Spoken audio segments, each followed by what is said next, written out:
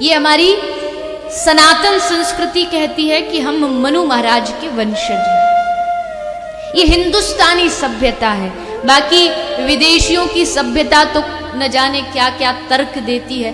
Darwin की research कहती है इंसान पहले क्या था, बंदर था, और फिर विकसित होते होते होते होते होते जैसे जैसे विकसित हुआ फिर इंसान बन गया।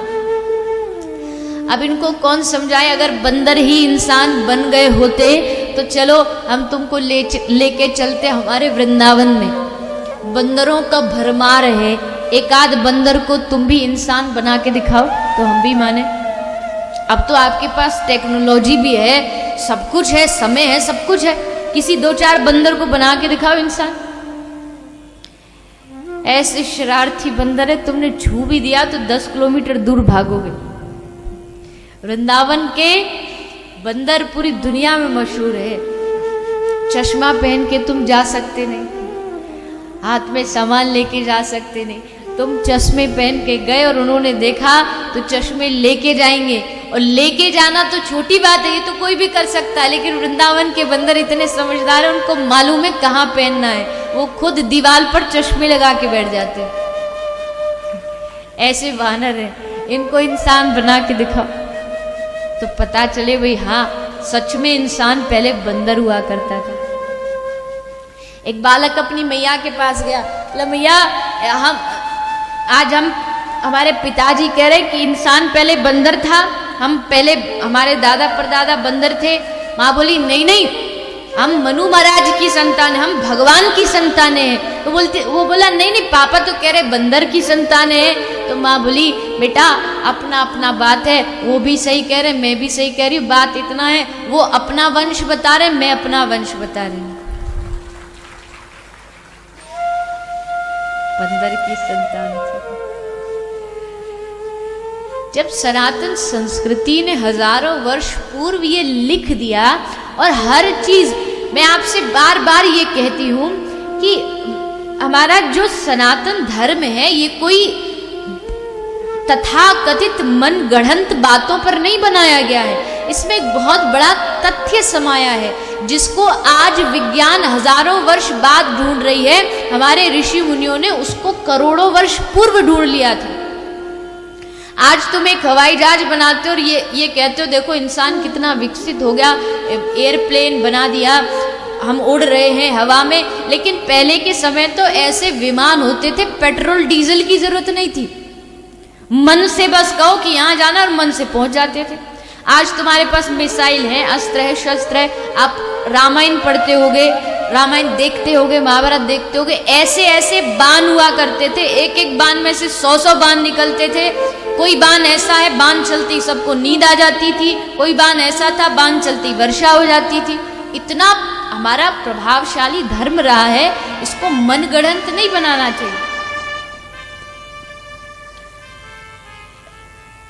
हमारा सनातन विज्ञान कहता है कि 3 चीजों से दुनिया बनी है, इलेक्ट्रॉन, प्रोटॉन और न्यूट्रॉन। वही हमारा धर्म भी कह रहा है, बस नाम बदल गए। हमारे धर्म ने कहा दुनिया 3 चीजों से बनी है, सतोगुण, रजोगुण और तमोगुण। नाम बदला।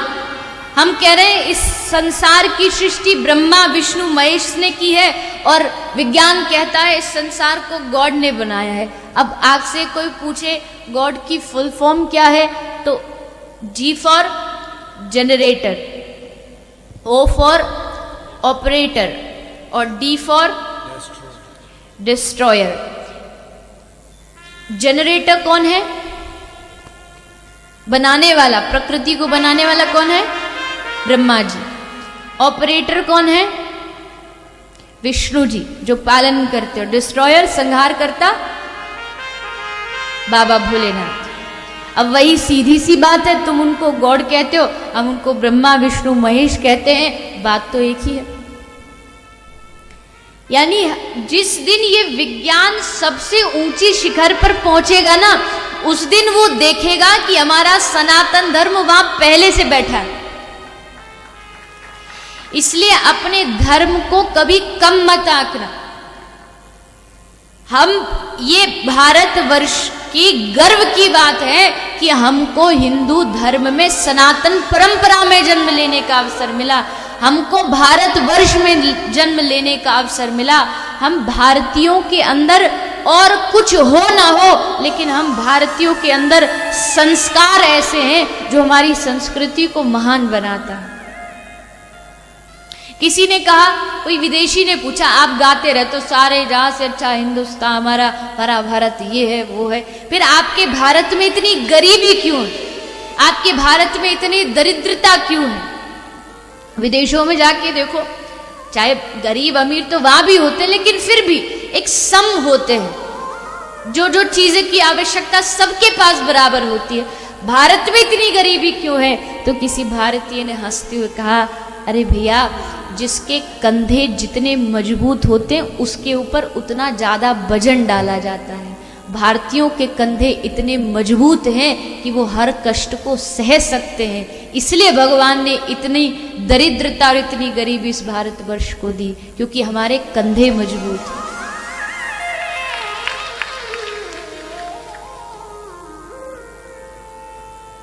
आज भी आप देखो, किसी भी कार्य में भारतीय सबसे आगे प्रकृति में है, सब प्रगति कर रहे हैं, चाहे वो चंद्रमा पे जाना हो, चाहे मंगल पे जाना हो, भारतीय कहीं भी किसी से कम नहीं है। और दुनिया की तो बात छोड़ो, भारतीयों के सामने आज तक कोई टिक नहीं पाए, क्योंकि भारतीयों का दिमाग बड़ा खुरापाती दिमाग होता है, ये कहीं भी जाके ऐसा सेट हो जाता है।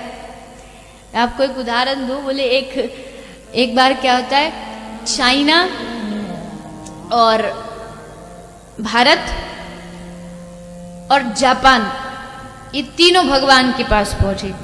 तो भगवान ने चाइना से पूछा, चाइना वालों से पूछा, तुम्हें क्या चाहिए? तो चाइना वालों ने कहा, प्रभु इतनी कृपा कर दो, ये जापान को तबाह कर दो, नष्ट कर दो। अब जापान वाले से पूछा, भैया तुझे क्या चाहिए? बोले, महाराज ये चाइना को आप नष्ट कर दो, इसका खात्मा कर दो। वहीं भारतीय बेचारा सीधा साधा सा खड़ा था, बड़ा भोला सा। भगवान ने पूछा, बेटा तुझे क्या चाहिए? तो बड़ा शांत, बड़ा गंभीर है। भगवान ने कहा, रे बेटा मांगना, तुझे क्या चाहिए? तो हाथ जोड़ के कहता है, प्रभु हमारी संस्कृति कहती भगवान से कुछ मांगना नहीं चाहिए, इसलिए हम आपसे कुछ नहीं मांगेंगे, बस आप इतनी कृपा कर दो, इन दोनों की इच्छा पूरी कर दो, और हमें कुछ नहीं चाहिए, इन दोनों की इच्छा पूरी कर दो। यह है भारतीय दिमाग, जहां लग जाए तो फिर कहीं छोड़ता नहीं किसी को। और उन भारतीयों में भी आ जाए मारवाड़ी तो फिर तो कहना ही क्या, बंगाली भी कम नहीं है, आप सब भी मान हो, लेकिन 1 रुपया को 2 रुपया कैसे किया जा सकता है, मारवाड़ियों से बेहतर कोई नहीं जानता।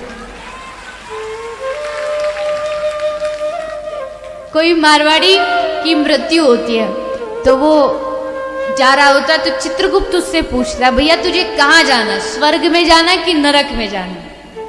तेरे पुण्य भी है पाप भी है, पुण्यों से तुझे स्वर्ग मिलेगा, अब तू ये बता तुझे पहले स्वर्ग जाना है कि नरक जाना है? तो मारवाड़ी कहता है, चित्रगुप्त महाराज मुझे कहीं नहीं जाना, आप इन दोनों के बीच में मेरी एक बढ़िया सी दुकान खुलवा दो, जो स्वर्ग वाले भी सामान ले जाए, नरक वाले भी ले जाए, कोई जगह नहीं छोड़ते।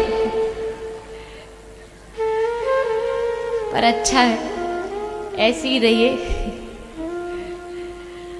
ये आपकी बुराई नहीं, आपकी बड़ाई है, अच्छा है। और एक सबसे अच्छी बात, मारवाड़ियों में एकता बहुत होती है, परिवार को जोड़ के रखने की एकता बहुत होती है, तो वो ऐसे ही चलती रहे, मेरी तो भगवान से ही प्रार्थना है। 2 ही लोगों से हमारा सबसे ज़्यादा पाला पड़ता है, एक जो भारतवर्ष में और विदेश में हर जगह आपको मिलेंगे, एक मारवाड़ी होते हैं और एक गुजराती होते हैं, ये 2 ही सबसे ज़्यादा होते हैं। और मेरे ख्याल में अभी